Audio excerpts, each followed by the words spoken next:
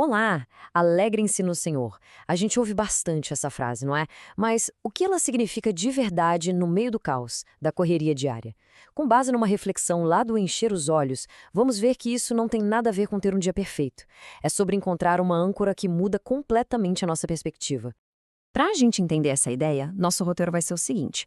Primeiro, vamos definir que tipo de alegria é essa, que é bem diferente do que a gente costuma pensar. Depois, vamos encarar dois grandes ladrões dessa alegria: a armadilha de confiar só na gente mesmo e a pressão de viver de aparências. E por fim, a gente descobre como treinar essa alegria no dia a dia e ver como ela pode de fato transbordar para a vida de quem está ao nosso redor.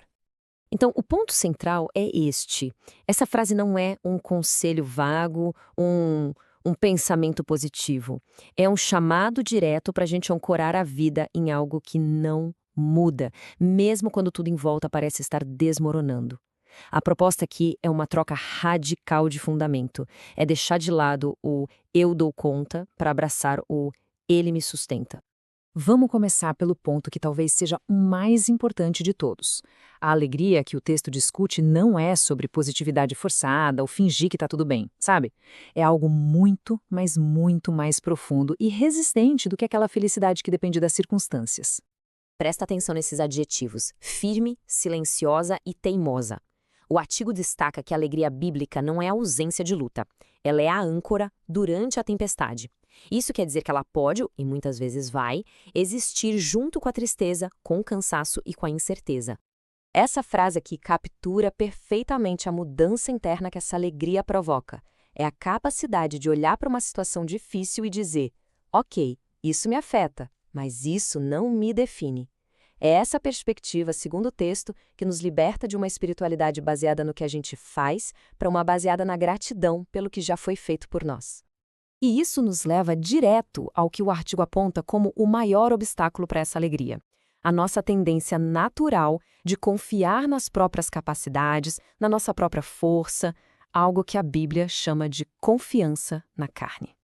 Essa distinção aqui é fundamental. Confiança na carne não é só sobre ser autoconfiante. É depender da nossa reputação, do nosso desempenho, de rituais religiosos ou da nossa necessidade de ter tudo sob controle para a gente se sentir seguro.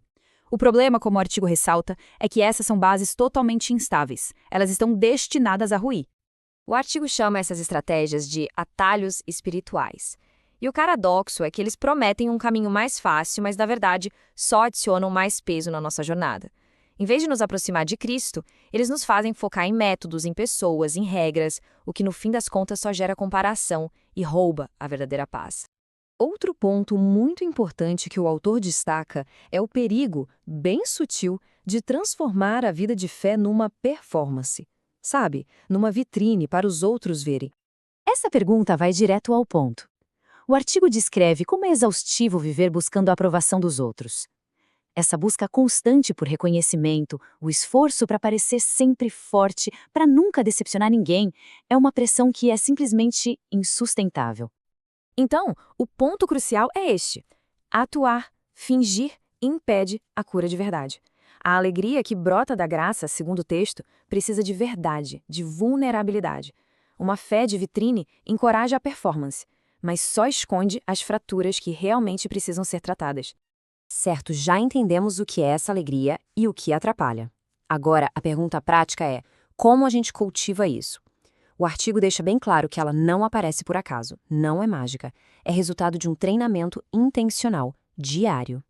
O artigo sugere hábitos bem práticos, como esses aqui. E o ponto mais importante é o seguinte: isso não é uma lista de tarefas para a gente merecer a alegria. São ferramentas, na verdade. Ferramentas para construir um ambiente interno onde ela possa florescer naturalmente, porque a gente está reorientando o nosso foco e nossas práticas do dia a dia. E esse ponto aqui é fundamental. O crescimento espiritual não acontece só em grandes eventos ou em retiros. Ele é forjado nas pequenas escolhas do dia a dia. Na forma como a gente responde, no que a gente agradece, em como servimos. É no cotidiano que o discipulado realmente acontece. E qual é o resultado de tudo isso? Bom, o artigo mostra que essa alegria, uma vez que ela é cultivada internamente, ela simplesmente não consegue ficar contida. Por natureza, ela começa a transbordar e a impactar tudo ao redor. É isso. O que começa como uma firmeza e uma paz internas, inevitavelmente se manifesta do lado de fora. Influencia as conversas, o jeito de encarar os desafios e a forma como as pessoas interagem umas com as outras.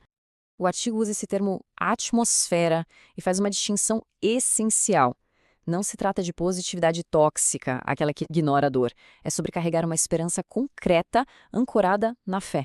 E é justamente esse contraste, alegria no meio da luta, que se torna um testemunho tão poderoso. E um ponto que o artigo reforça muito é que essa jornada nunca foi para ser solitária. A fé não foi projetada para o isolamento.